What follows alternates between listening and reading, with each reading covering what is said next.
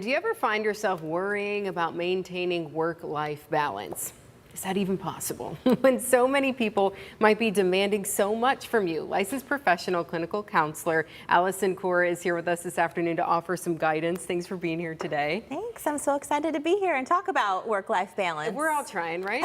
We're all trying. So a new school year underway, and I think now is when that busy season really ramps back up again. We've got kids' activities, we've got work, we've got, actual school and classes. So how do we go about, having this balance where we feel content enough? It's an excellent question. And I can use my own lived experience as a person that's walked this earth, as a mother, and all the things that I can bring, and also as a professional therapist, as people having these conversations with people in session, like, why am I feeling so drained? Why am I not feeling fulfilled? I'm doing too much. I'm not doing enough. I think it's such a delicate balance. There is not one perfect equation, unfortunately. I wish that there was something that I could offer us and say, A plus B equals C. Just fill in your A's and your B's and you'll get to C, but it's just so unique for everybody. It is. And, I tend to say there are no real solutions, just trade-offs. So it's kind of like, all right, well, I am working. And if I didn't work, then, I would have more time with my kid, but then I may be missing a piece of this part of myself, or, so it's a trade-off. But, how do we go about maybe figuring out what our priorities are, in terms of, okay, I'm not going to get everything. I just can't. But how do we figure out maybe what those priorities are?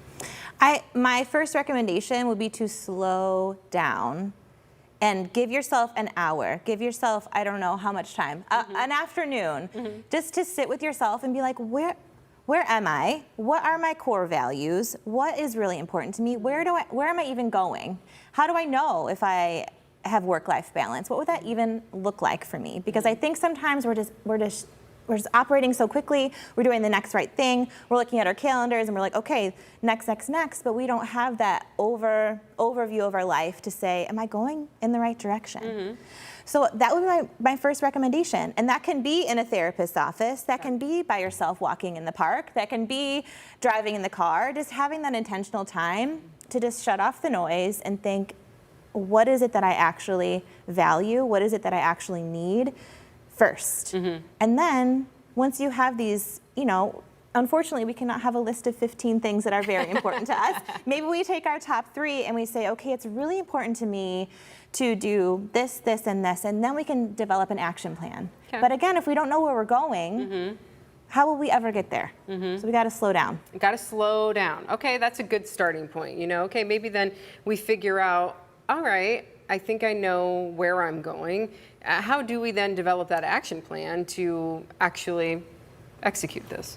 So you have to think of maybe an analogy of, I only have so much gas in the tank, right? So I cannot drive everywhere.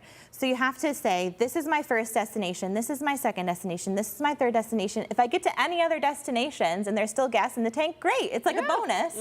But you have these 3 things, and if each day or each week, however you want to reflect on it, you're like, okay, I did do this. Like, I can feel disappointed that I wasn't able to, take my kids to the county fair this weekend, or I wasn't able to go to this church commitment that was, on a Wednesday when those days are really busy. But I can say, like, all right, but I am anchored here. Like, I am anchored in my core values. I'm doing what feels the most important to me.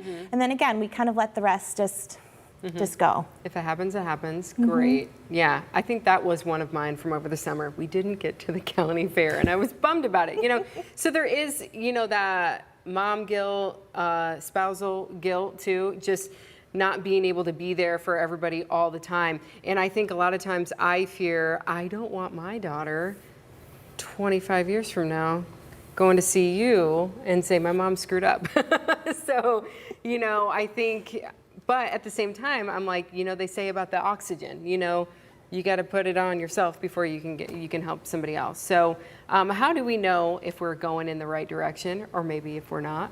I think it goes back to your core value list and what truly feels fundamental to you, because all of our makeups and all of our values are different. So what's important to you may not be important to me. Our lists are not going to be the same.